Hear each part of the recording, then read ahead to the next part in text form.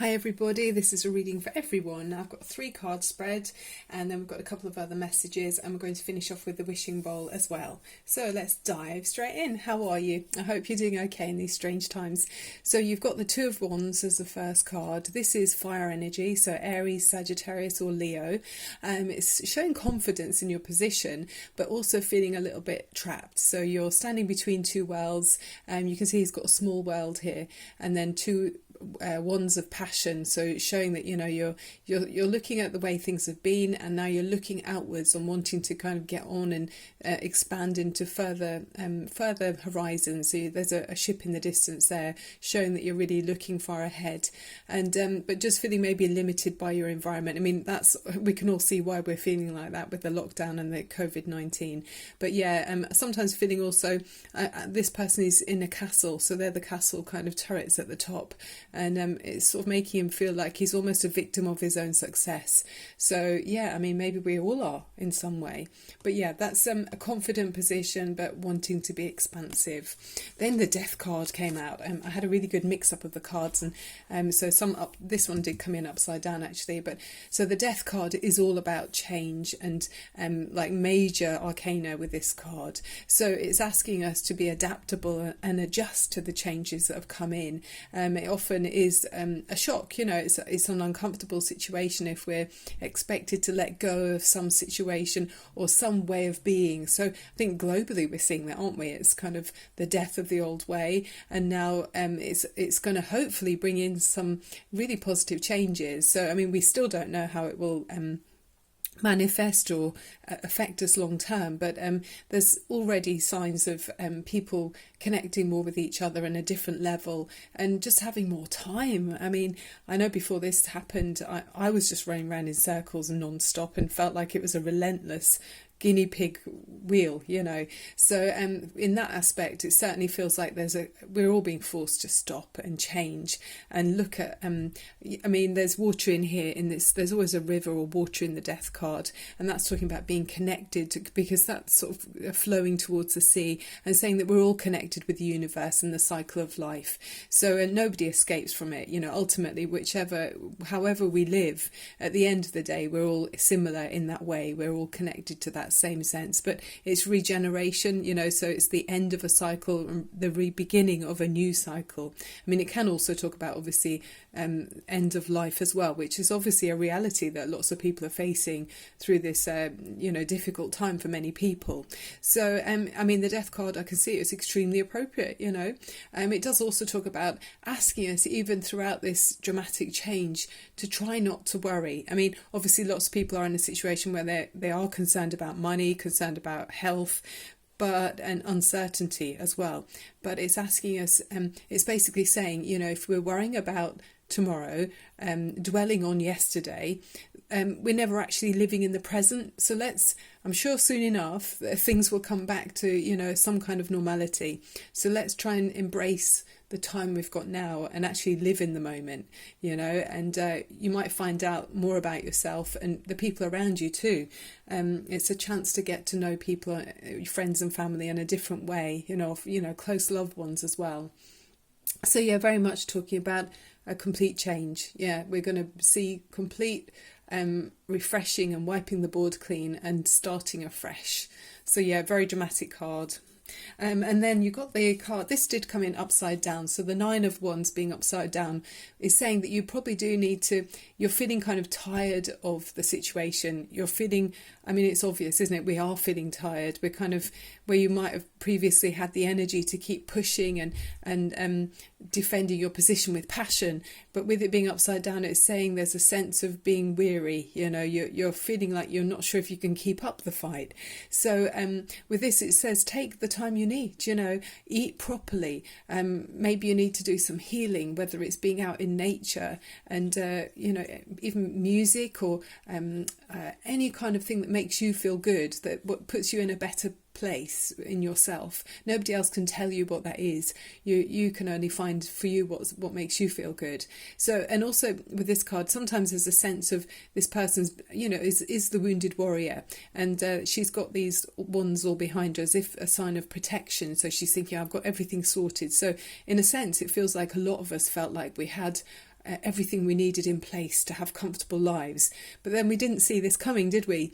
So we were still kind of, even with this around us and with it being upside down, it's sort of saying to me we were still caught unawares. So it's a sense of maybe reanalyzing what's actually important, and maybe being a little bit more self-sufficient. I mean, literally even planting a tree in the ground. You know, you don't have to plant a massive tree in the ground, just plant something that looks like a twig in the ground, you know, and in a few years' time that will grow. And if you, especially if it's a fruit tree, you know, you can reap the benefits of that. It certainly doesn't look like this situation is going to be a quick fix, so we might find ourselves in this again, you know, in the coming months, even when they do find some kind of solution. It feels like it might be a bit of a drawn out affair on and off. So what better way to start looking at ways of being more able to look after ourselves in some way. I mean, even honeybees, you know, they provide honey, obviously. So, I mean, we don't have honey hives with beehives, but things like that, it's another way. I mean, we can all start looking at ways that we're not so dependent or feeling confident with the barriers or the things we've put in place in our lives to feel safe. It helps us to now realise that maybe we need to look at other ways to make sure we've got our needs are met. So with the Oracle of the Trees, we're going to do the wishing bowl at the end, by the way, but the Oracle of the Trees, you've got the Hornbeam card, which is talking about strength, and that's really fun because you also got the Strength card came out in the Angel cards as well. The which deck is this called again? It's the I can't find the box. It's the Radley Valentine. Yeah, so we two cards from two different decks came out exactly the same, so reminding us that we're stronger than we realise. And it's saying that this tree, the hornbeam, is one of the forest's strongest trees. I can help you to withstand the pressures and strains of life so that you grow from the experience and become more secure and confident. And so it's saying it's a good time for us to work on ideas, especially ones relating to personal projects, and to cultivate your creative talents. These will lead to fresh opportunities, you know, like the Death card, the ends of cycles. So starting afresh, and your renewed enthusiasm will rekindle your passion for life.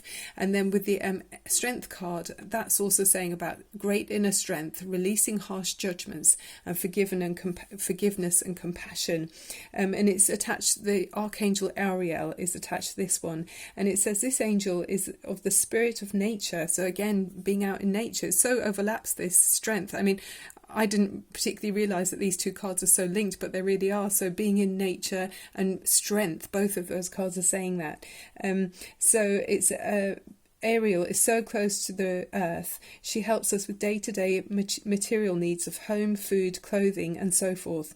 Call upon Ariel for strength and support if you're worried about finances or desperate times. So you can speak to Archangel Ariel. That's the one to talk to.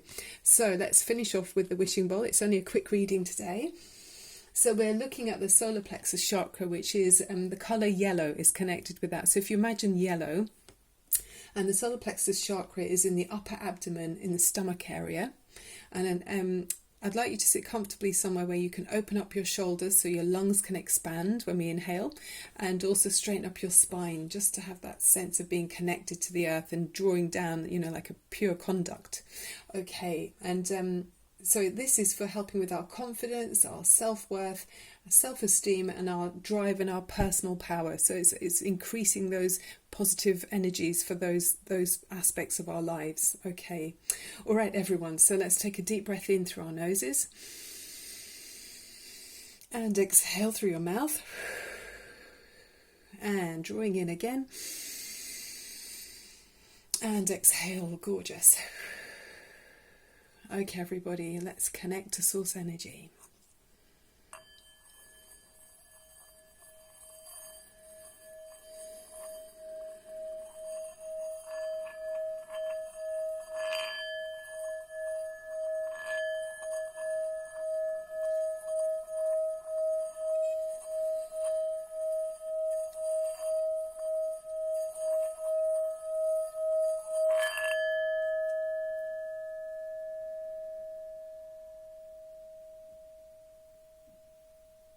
Well, that really connected with my sort of upper abdomen. I could feel it kind of ringing through me. It was just, amazing. Yeah, really, really connecting there. So I hope everyone else could feel it too.